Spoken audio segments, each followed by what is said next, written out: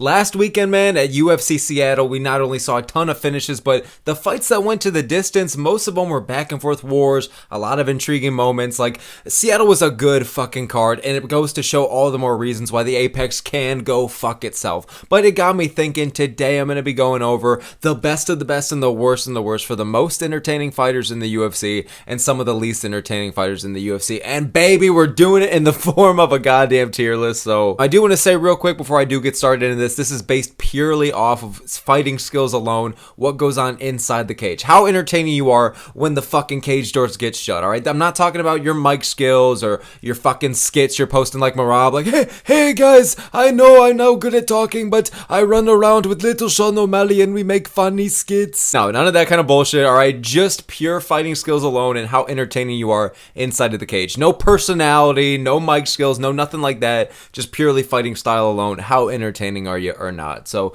just starting off with who I feel like is the perfect example and epitome of the S tier, Yuri Prochazka. Let's go for that. I'm putting Yuri Prochazka in the fucking S tier. The second this guy showed up to the UFC, it's been non-stop finishes, non-stop action added to the motherfucking highlight reel, non-stop back and forth bangers, you know. So Yuri Prochazka is doing it almost better than anybody else in terms of just pure entertainment value. Like, let alone the guy's a goofy fucking goober out there alone in the fucking woods, truly just living up the samurai lifestyle. But in terms of the fighting cage, or sorry, the fighting abilities itself, clearly whatever the fuck the goofy dude is doing is clearly working, because he gets in there and he puts on performances like a man on a goddamn mission. So Prochazka, man, he's just such an unorthodox, wild, powerful striker who is solidly well-rounded, gets the fuck after it, has a lot of power behind those shots, keeps his opponents guessing all the time, and he puts forward a crazy amount of pressure on guys. So that's why a lot of his fights, or every single one he's had in the UFC, has either ended in a brutal fucking finish for him or for the other guy,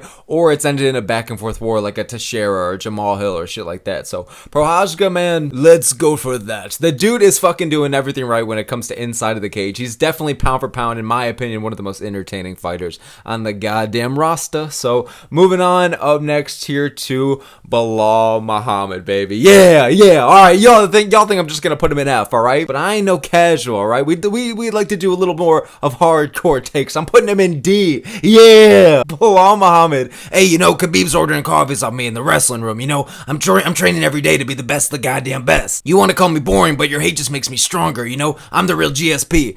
Belal Muhammad, man, I'm gonna put him in the D tier. All right, we're really cracking hardcore takes here, but listen, I think that the guy's born to shit inside the cage. All right, he has no problem kind of coasting a decision. He's primarily a wrestler, and more so of a boring one than that. This isn't like an Anthony Fluffy Hernandez or someone like that, of that caliber, who like makes grappling entertaining. All right, this is Belal, who, if he's taking you to the ground, there's not, odds are most of the time it's not going to be a lot of ground and pound. It's not going to be a lot of changing of positions or interesting scrambles. Like, if Belal's getting you down, he's picking you up and he's fucking keeping you down there for as long as he can. And as soon as the next round starts, like, yeah, his striking's been improving. You know, he's the same guy that took out Sean Brady. This poor fucking Sean Brady is never going to be able to live it down. But this is the same guy that's standing TKO'd Sean Brady. You know, he's rocking mumble mouth Leon Edwards and all that shit. Hey, Belal, bruv, you know, we're going to run it back, yeah? You know, I'm going to run it back against Sean Brady, bruv. We're going to have the decision of all time, and then I'm going to take your fucking head off. He can go fuck himself. He's on this list. We'll get to Leon later, don't worry. But Belal, even though he's kind of been cracking guys on the feet, as wild as it is to say,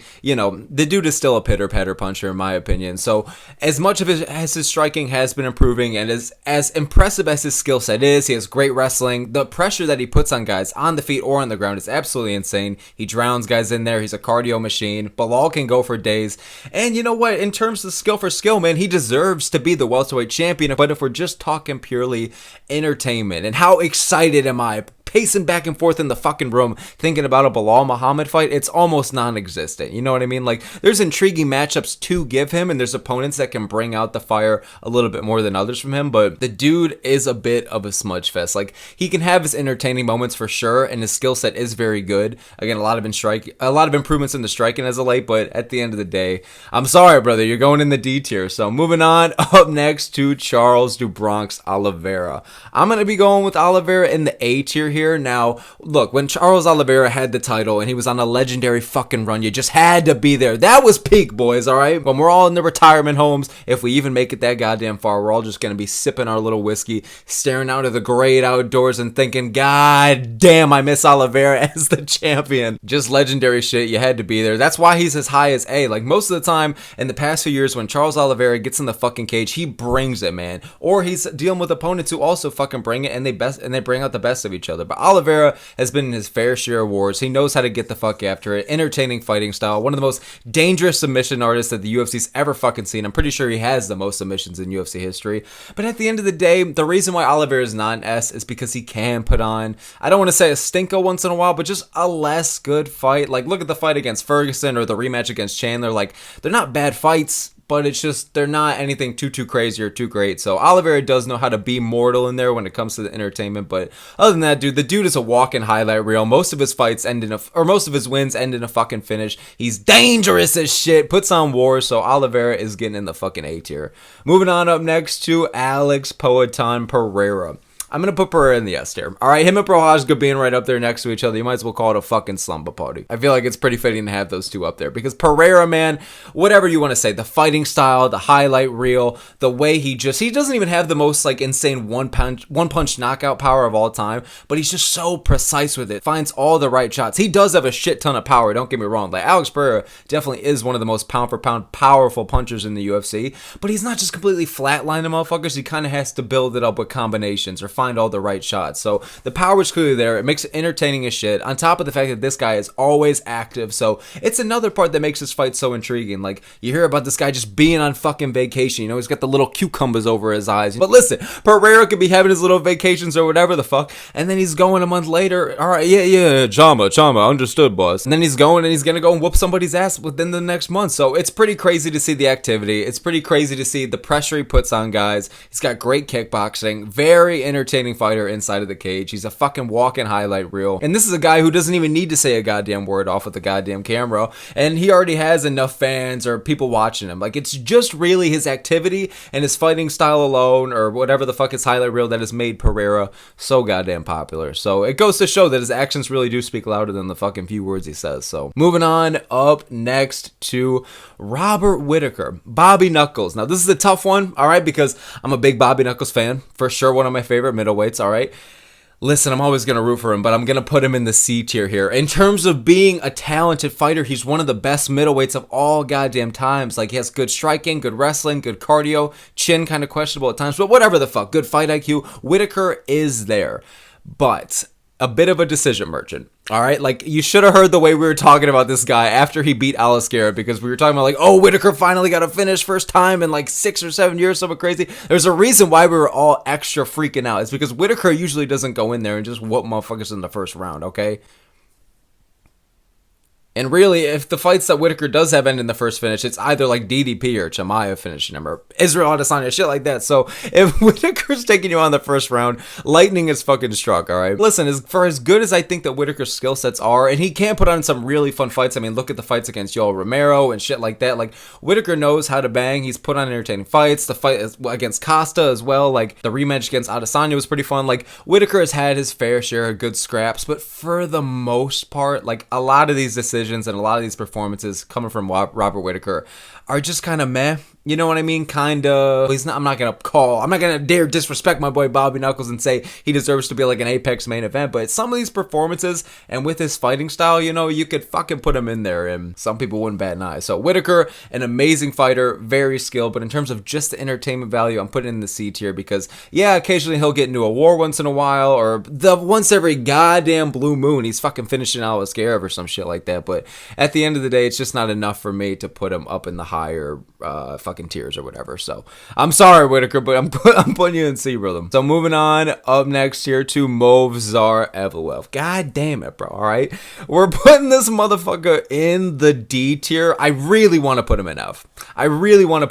You know what? I'm gonna put him in F. All right, fuck off with all that. I'm sorry for the 1 or 2 Evloev fans, all right, that are there and you're gonna put in the comments like, put some respect on Evloev. He's at least a C tier. Listen to yourself, all right? He has no finishes in the UFC. He has a few fun fights, but they're all in his last 2 or 3 fights. Before that, well, other than like the Diego Lopes fight, but a majority of this guy's fights, you know, have been just pretty much fucking duds, okay? Not that he doesn't have good moments once in a while. And again, for the third time, his past couple of performances against Sterling, against Allen, I feel like there's a third one I'm forgetting in there. Maybe it is the Lopes fight or whatever, but there's been some in the past like couple of year or two. Evloev, when he does occasionally fight, they've been fun fights, but it's not like they're fucking barn burners or anything like that. Movsar Evloev is just getting these decisions, man, and there's no urgency a lot of the time. There's no you chewing on your fucking nails and they go all the way down to here because you're just thrilled with anticipation and what's gonna happen and is this next big shot gonna land, or is Evloev gonna be able to take him out of via some kind of submission on the ground, whatever the fuck. There's none of it. There's no biting of the nails. There's no urgency.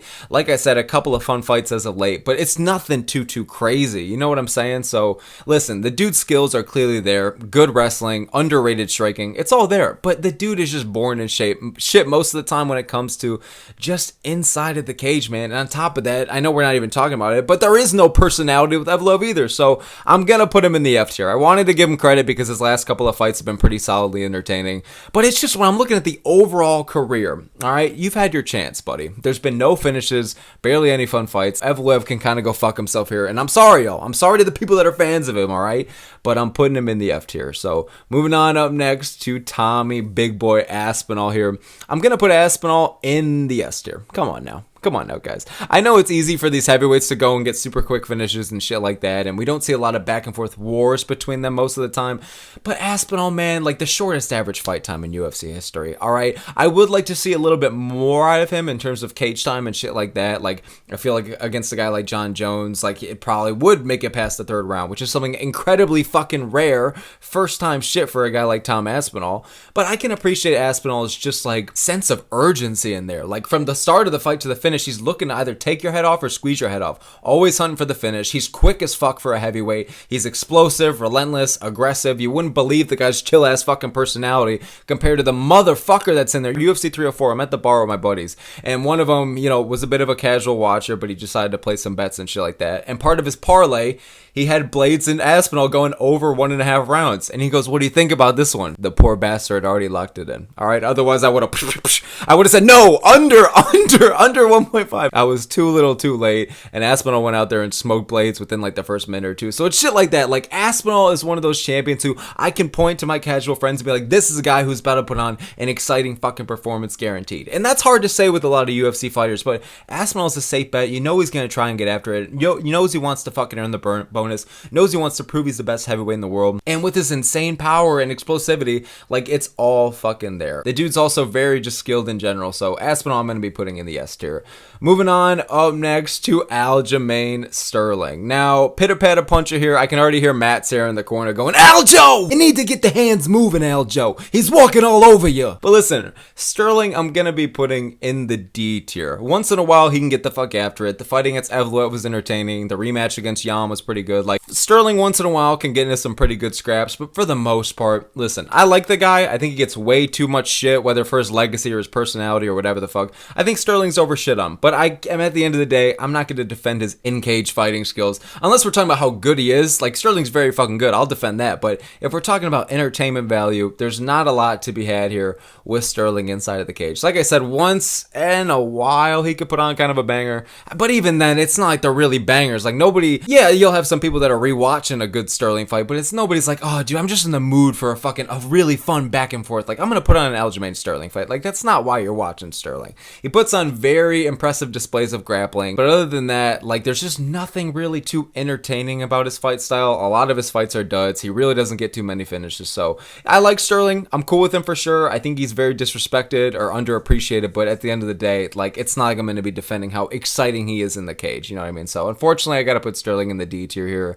Moving on up next to the quickly rising Gene motherfucking Silva. Gene Silva, dude, it's crazy. He's one of those friends that you kind of just met within the past year, but you're talking about him and thinking about him like he's a guy you met since fucking preschool. So Gene Silva, it's crazy he's still only 4-0 in the UFC, all finishes, all highlight reels. I'm putting this guy in the A tier, okay? I would do S, but we haven't really seen a lot of him out of the UFC. Like I said, he's only 4-0. But the thing is, why he's already made it as far as to A, all 4 of those performances are I mean, the war against Drew Dober ended with, a doctor's stoppage there, but it was an absolute fucking war. Showed that Gene Silva can be comfortable in that kind of environment. And then the other 3 fights he's had, he's just fucking smoking guys and just building up the highlight reel. The power's insane. He has great striking, entertaining as shit. And you're kind of worried. I feel like, especially in that last performance, we're like, all right, he's getting a little too comfortable with the smiling and the touching of the gloves. You know what I'm saying? Like, oh, nice shot, bro, nice shot. He's very footloose in there, very comfortable, all right? And you're like, kind of like, all right, against the top 15, at top 10, top 5, whatever the fuck, like, they might just crack him and take his lights out and not give a fuck. But at the end of the day, let's hope that shit gets avoided when it eventually does happen, because Gene Silva has superstar written all over him. Really crazy striking, crazy power, entertaining as fuck. So if only he just had a little bit more fights, I would put him higher, but I feel like we just haven't seen as much yet. But the potential is clearly fucking there. So Gene Silva, I'm going to be putting in the A tier. Moving on up next to Johnny Bones Jones. This guy can go fuck himself. Openly my least favorite fighter on the roster. I mean, even then, I'll admit that the guy's the go to the sport. There's nothing I could take away there, at least for now. But unfortunately, this is where I can kind of dig in here. All right, the dude is not a fun fighter. Okay, like, don't get me wrong, the fights against Gustafsson or the second one against Cormier or shit like that, like, or once in a while, it's either been at heavyweight or been at the very earlier end of his career. I feel like there was this whole middle section where it was just decision.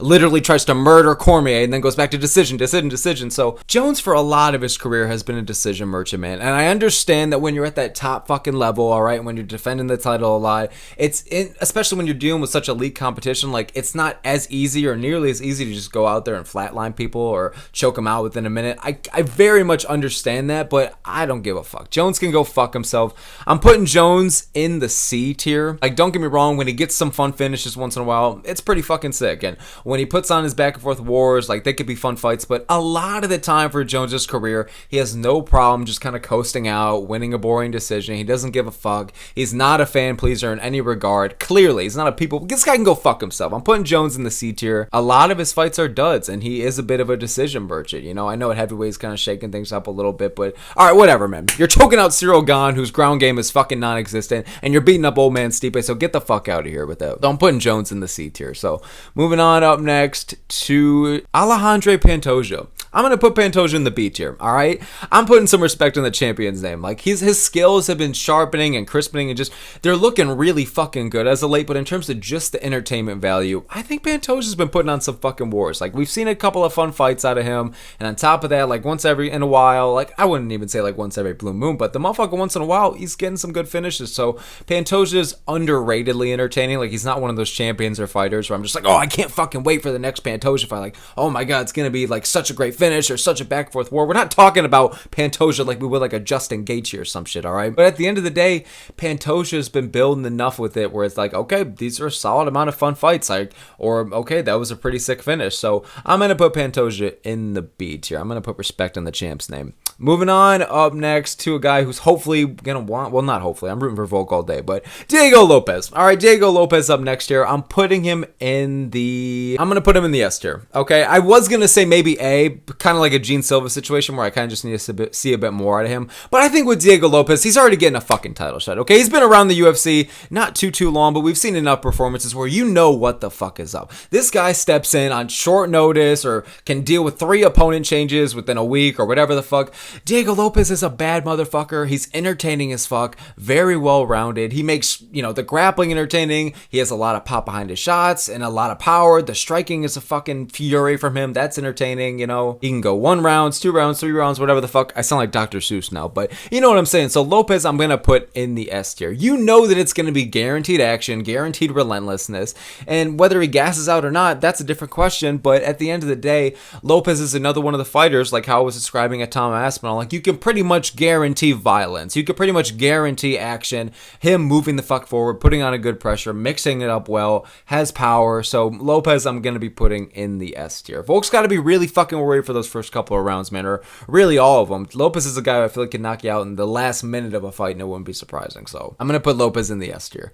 Moving on up next to Israel Adesanya. So I'm going to put Izzy, listen, I'm going to put him in the C tier, kind of like that neutral ground, all right, like I've been doing with some of these other guys.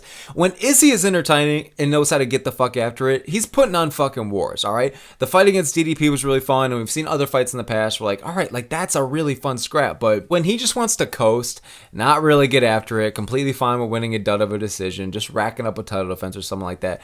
God, there's like so many other things you'd rather be doing than watching an Izzy fight, man. So that's why I'm putting him in the C tier, right in that middle ground. Like we've seen crazy knockouts from him, some crazy back and forths. The fight against him and Kelvin Gastelum, to this day, is one of my favorite fights of all time, and I mean that. So Adesanya knows how to get into his fair share of wars when he fucking wants to, but at the end of the day, there's been way too many duds, way too many performances against Vettori, Cannonier, Romero, shit like that, where I'm kind of just like, oh my god, man, like I can't do this. So I'm gonna be putting him in the C tier, kind of that neutral ground. Like for every wild, exciting Izzy moment there has been, or fight or performance, whatever you want to call it, there's been one or two duds at the same time. You know what I mean? So I'm gonna put him in the C tier. Moving on up next to Mario Bautista. Bautista's gonna go in the D tier. I mean, look, just this guy can go fuck himself after the Aldo performance, man. Like, to be able to win like that, all right, complete fucking bullshit. No problems with just kind of coasting out. Like, I understand you gotta do what you gotta do to fucking win. And now he's gonna get a fight against Chito Vera and move up. He wouldn't have got that if he lost to Aldo, all right? But at the end of the day,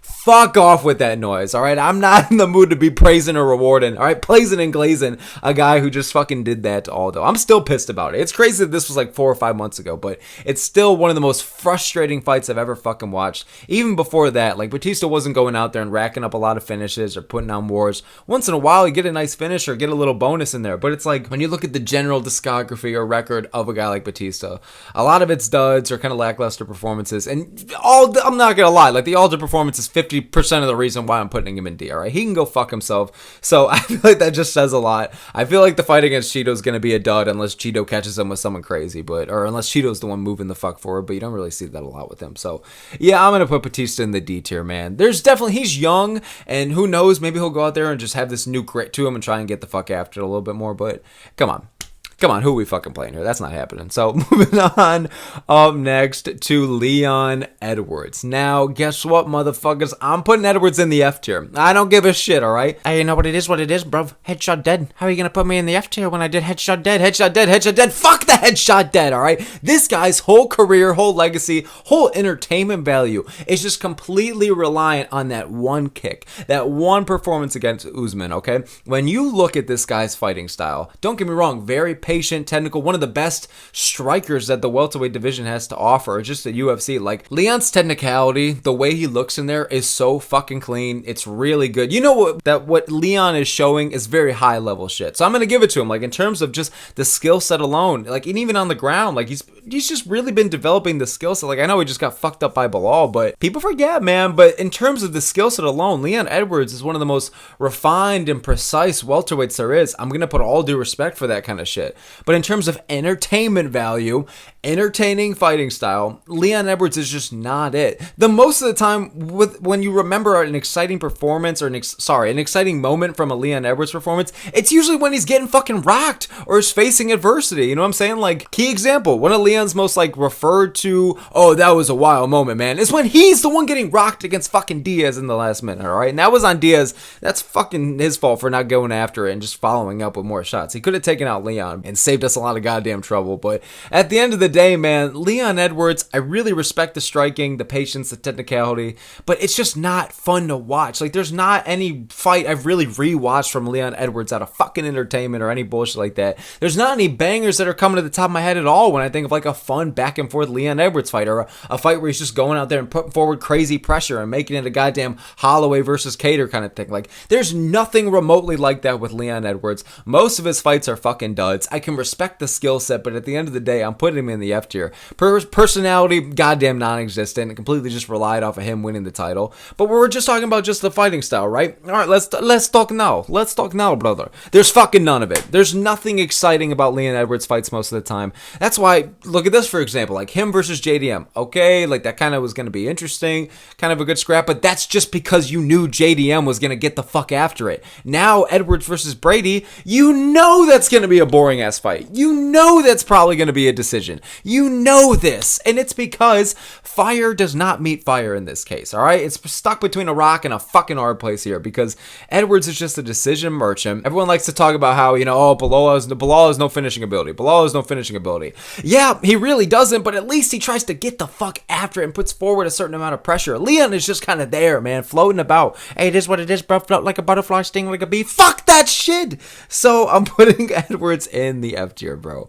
Moving on, up next to Michael motherfucking Chandler. I'm gonna put Chandler in the S tier. There's just not much to say here. Like, the dude is dumb as a fucking box of rocks. I don't really fuck with him outside of the cage, but at the end of the day, when he steps in there, man, there's almost nobody more entertaining. Like, it's just a guy who completely sacrifices winning or fight IQ or thinking logically or whatever the fuck for the moments for the fans and for trying to just put on a fun fight. And at the end of the day, it's idiotic for his career. It's very fucking bizarre, but at the end of the day, I gotta appreciate it as a fan. You gotta appreciate it as a fan. We all appreciate, whether we like Michael Chandler or not, we appreciate what the fuck he does inside of the cage because he's there for the people. Alright, this dude ain't winning no goddamn belt. Don't be fucking silly. He's putting on crazy pressure, crazy power shots, getting the fuck after it. Yeah, he gasses out. And yeah, he makes a lot of retarded choices. And yeah, say whatever the fuck you want about Chandler, right? I really don't even like the dude too much. But at the end of the day, I'm putting him in the S tier because when you think of just entertaining fighters in the UFC, there's a reason why Chandler's going to be like, have a UFC record of like, when it's all said and done, of like 3-18. And at the end of the day, Dana's going to be like, yeah, what was the question? Yeah, we're going to be re-signing Michael Chandler again. How can you not deny this guy a contract? One of the most entertaining superstars we got. That's the thing, and that's why Dana loves him so much. That's why he has a little fan base for himself. That's why he keeps getting these opportunities, simply because he's entertaining as fuck inside the cage and he gets the fuck after it. So I don't really like the dude. I think he's dumb as shit at times, but at the end of the day, man, like, he's entertaining in there, and I gotta respect it and appreciate it, I guess. So moving on, up next to Sean motherfucking Strickland. Here's the fucking thing, you guys. You better not put me in the goddamn F tier. I swear to God, son, I will find you. I'm gonna be putting Strickland on the F tier. Don't worry. Not even in the D tier. But I'm going to put Strickland in the C tier, all right? Strickland talks like, we're going to go to war for you people, all right? And we're going to bleed. We're just going to bleed. We really don't see that attitude, really actions speak louder than words kind of thing with Sean Strickland. Like, a lot of it is just kind of talk, and don't fucking get it twisted. The dude knows how to sell the fight, but half the time or over half the time, like, he's kind of putting on duds of decisions. Now, don't get me wrong. There are a good amount of fun Sean Strickland fights, or, it doesn't really happen as much frequently besides if your fucking name is Abus Magomedov, but once in a while he gets some fucking finishes in there. You know what I mean? Like Rock Brendan Allen, pretty good, shit like that. So Strickland, I'm going to put in the C tier because once in a while he'll get a finish, over the Magomedovs or the Allens or shit like that. And then, once in a while he'll have a good fucking war, like the fights against, or the first fight against DDP, shit like that. But then there's just a solid amount of duds, a solid amount of nothing, a solid amount of, you just kind of realize that half the part of what makes this fight entertaining is that it's in the apex and you hear him screaming at him and you can kind of pick out the words. You know what I mean? So Strickland is kind of a double-edged sword here. Yes, at times he could be very fucking fun, but on the other end of things, like, it's just a lot of random decisions, a lot of split decisions too. A lot of kind of nothingness in some of his fights, and it's very frustrating to see sometimes, man. So yeah, Strickland's kind of a double-edged sword here. Just kind of depends on the day, like which Strickland you're getting. He's either going to go into war or knock somebody out, or it's going to be a very coasting heavy decision or a split or something like that. So it fucking is what it is. I'm putting Strickland in the C tier. So moving on, up next to Michael Venom Page. Michael Venom Page. I'm gonna put, man, let's fucking see here. I don't fucking know, man. I'm gonna put him in the B tier, alright? Because listen, a very fun striker to watch, very dynamic, very hard to hit, very hard to predict. It's very interesting just seeing the fluidity and the speed and the explosiveness of MVP's movements. Like, he's got very good footwork, very good head movement. Like, MVP striking is definitely something to be seen. But at the end of the day, why I'm not gonna put him in S or A is because I'm not even gonna talk about Bellator for a sec, okay? Let's talk about just the UFC. The fight against Kevin Holland, all right, the fight against Ian Gary, and then the fight against Shara Bullet. I feel like for each of these three fights, especially the most recent one, like, we were talking about, like, it's going to be an absolute barn burner. Like, MVP striking is so fucking wild, explosive, fun to watch. And don't get me wrong, it is. But it's like, Gary turned into a wrestler there, and that fight was kind of a dud. And then the fight against Kevin Holland was good for sure. But there just wasn't anything too crazy for it, you know what I mean? Like, it's not the most rewatchable fight in the entire world. And then the fight against Shara was solid, but like, am I the only one who thought it was a little bit lackluster compared to expectations? Like, I know we were probably setting the bar a little too high, but like, I just feel like that it just wasn't that great of a fight. Like, it wasn't bad, don't get me wrong, but it was just kind of, like solid. That was a solid scrap, and that's just not the attitude I think that we all thought we were going to have after watching Shara versus MVP. So, listen, I know in Bellator he had his fair share of wars, back and forth, really insane, wild-looking fucking finishes, okay? That's part of why we know MVP's credibility is so fucking there, but at the end of the day, man, I just feel like we're kind of just always expecting that next moment or expecting that big shot to land or expecting some knockout coming from MVP, but we haven't really seen it yet. You know what I mean? So, mostly I'm talking about his UFC run when I'm doing this ranking of him right here, but I just feel like we're kind of just expecting a little bit more, but it's not like he's not delivering. Like, he's going on and putting on solid fights with what he's being dealt, you know what I mean? But at the end of the day, I feel like B tier is pretty fair. Like, good, he's entertaining, but just not as much as some of these other guys, you know what I mean? Or a little bit more inconsistent with it, whatever the fuck you want to say, you know what I mean? So, moving on, up next here to Sean motherfucking Brady. Yeah, Brady, I'm going to be putting in the F tier. All right, I'm sorry. Listen, I know that there's some people, I'm not going to take anything away from Sean Brady's skill sets. He's one of the best wrestlers in the UFC, especially for the welterweight division, all right? It's clearly fucking there. His ground game is very dangerous. But at the end of the day, man, there's just way too many times he's fucking smudgy in there. Like, it's just a lot of a smudge fest a lot of the time, pushing it against the fence, racking up control time. Like, there isn't a lot of ground and pound. There isn't a lot of advancing positions. There's not a lot of crazy scrambles. Like, Sean Brady, don't get me wrong, like, he can have his solid fights or solid moments or solid finishes. Don't get me wrong, like, he gets those. But in general, man, like, he's just one of those fighters, especially for welterweight, which is full of fun guys. He's just one of those fighters where I'm just, like, never really looking forward to a Sean Brady fight. Like, I'm excited to see the future of him because I know how good he is, and I'll still watch the fucking fight, you know? Like, even the fight against Gilbert Burns recently, that was relatively entertaining, but nothing too crazy. But at the end of the day, man, Brady's going in F tier. There's just not a lot of substance there when it comes to just entertaining people inside of the cage. You know what I'm saying? Skill set's there, wrestling's there, but it's just not an entertaining fighting style, and I don't think he minds just fucking smudging at times. So I'm putting him in the F tier. I'm sorry to all the Brady fans out there, and there's a surprising amount of them. Jesus Christ, like, I feel like Sean Brady's a guy I never considered he'd have such a solid fan base, but he really fucking does. Where are y'all? Like, where do y'all come from?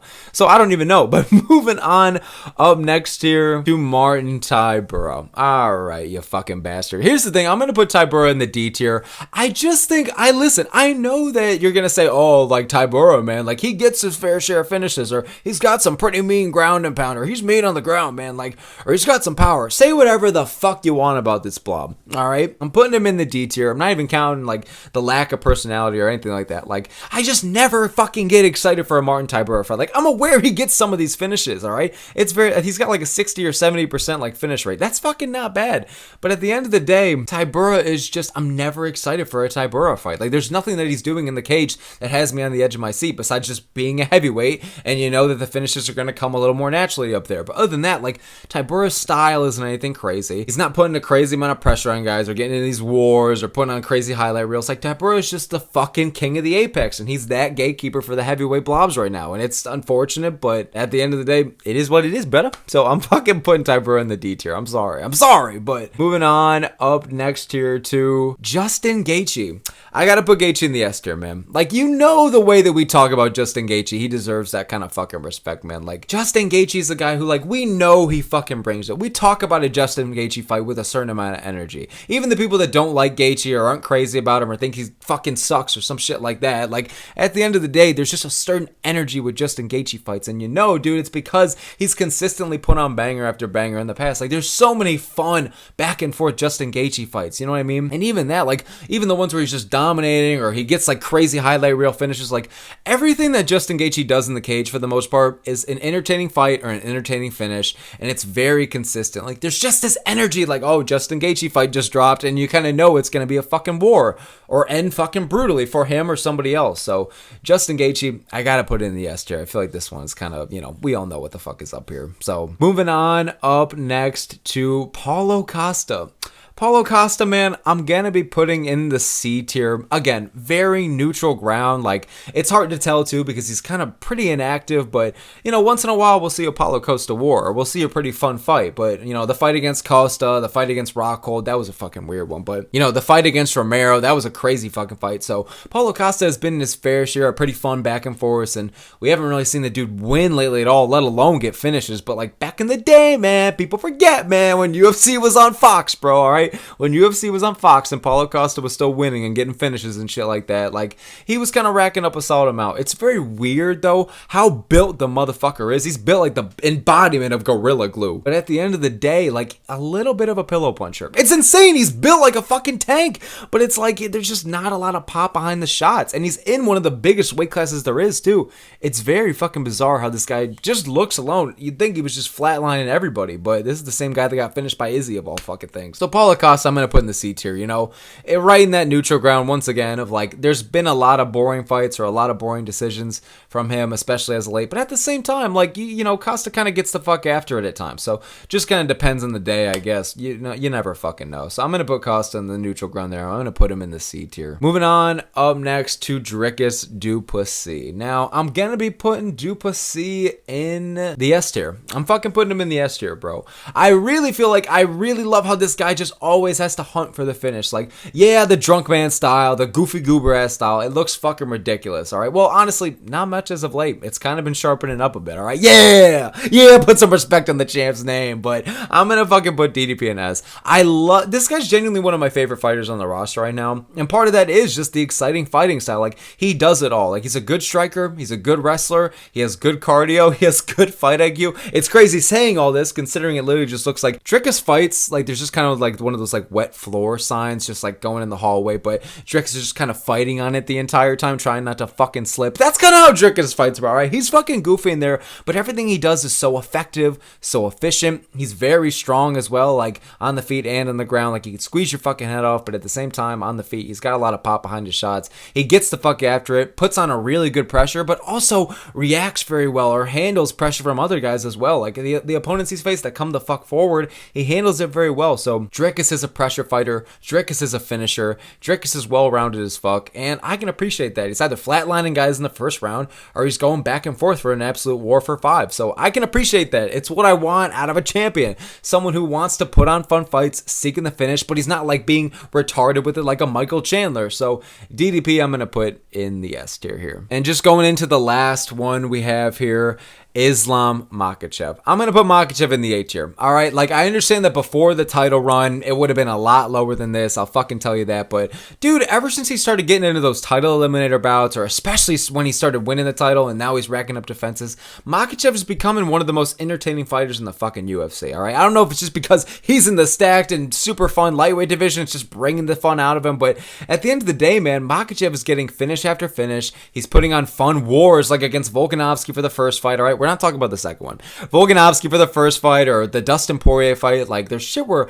you know, Makhachev is getting the fuck after it and putting on back and forth wars, but he's racking up really entertaining finishes, like the sad one over Charles Oliveira, or Moicano, another sad one. God damn it, why am I naming those two of all ones? But Makhachev's finishing ability has just been developing so fucking much. The way he gets the fuck after it. He's one of the most well-rounded fighters, if not the most well-rounded fighter in the UFC. So he can stand and bang at this point. He can go all 5 rounds or try and take your head off in one. You know, we all know how good the wrestling is, the cardio is, the fight IQ with Coach Galabib in the corner, brother. But yeah, I'm putting respect on Makhachev's name, and I'm going to be putting him in the A tier here. Maybe it's someone in the daggy water that he's just been drinking lately, all right? They put a little someone in there, all right? This will make him a little more entertaining, cooking up in the lab. But at the end of the day, it's fucking been working. Makhachev's been getting the fuck after it, and I really appreciate it. So, and basically, that's going to be it for the video. So this is my tier list, y'all, of the most entertaining fighters in my opinion, and the least entertaining fighters. Some of them. Now, I'm sure there's some I missed. Like, you could say for like boring fighters, like I could have thrown like a Marab or a Bo Nickel or shit like that, or like for entertaining, you know, maybe like a little Dan Hooker, maybe a Hamzat Chimaev, shit like that. But I tried to throw in a lot of like the key names here, or just kind of picked out some key ones from the rankings. So let me know what you guys think in the comments below. Let me know who you guys think is some of the most entertaining fighters, least entertaining. Let me know what do you think of my thoughts. Where was I fucking dumb as shit? Where did I get it right? Let me know. So I appreciate y'all a lot. Thank you so very much for making it this far in the video. Really appreciate y'all. And if you guys can help me get to 1,000 subscribers, it'd mean the world to me. So I really appreciate it. Thank you guys so very much for tuning in. All the Smoke MMA here. Appreciate y'all for watching, and I will see you all next time.